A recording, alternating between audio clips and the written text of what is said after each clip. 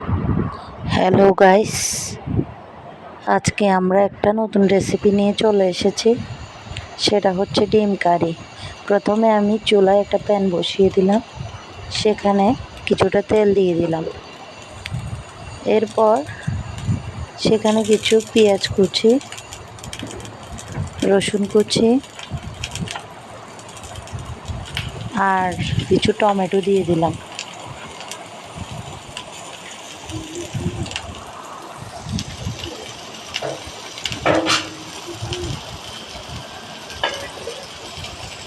ডিম কারিটা সবাই খেতে খুব ভালো লাগে, সেখানে কিছু রসুন বাটাও অ্যাড করেছি।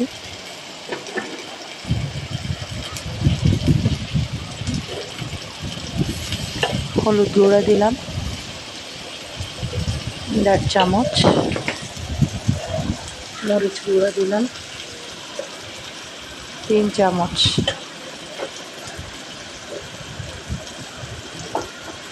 এরপর কিছু মশলার গুঁড়ি দিয়ে দিলাম।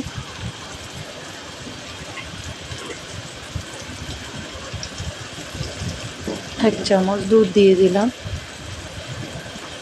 গুঁড়া দুধ।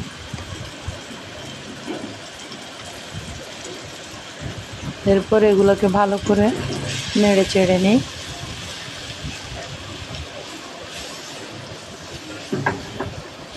অনবরত নাড়তে থাকি। হালকা একটু ভাজা হলে কিছুটা পানি অ্যাড করে দিই।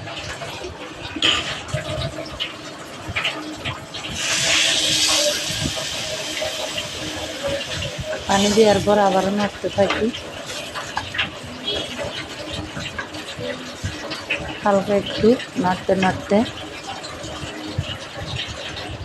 এরপর আমি আগে থেকে কিছু ডিম সিদ্ধ করে রেখেছিলাম,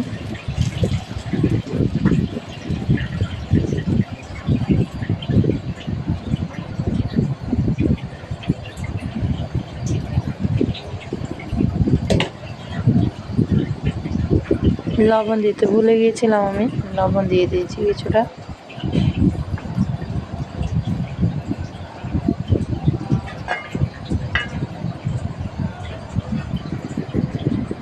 এরপরে সিদ্ধ করা ডিমগুলো দেখুন আগে থেকে সিদ্ধ করে রেখেছি, সেগুলো এখন এক এক করে মশলাগুলোতে দিয়ে দিলাম।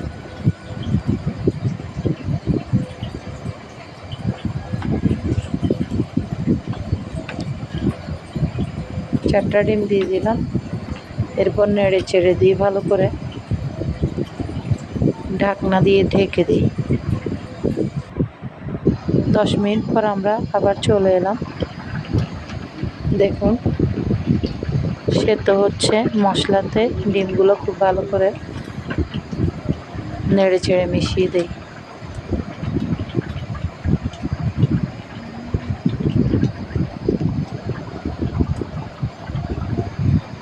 এরপর আবার ঢাকনা দিয়ে ঢেকে দিই। কিছুক্ষণ পরে আবার চলে এলাম।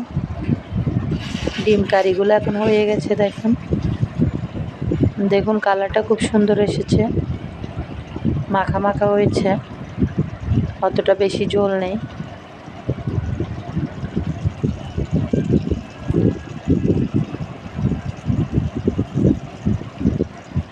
এখন ঢাকনা দিয়ে ঢেকে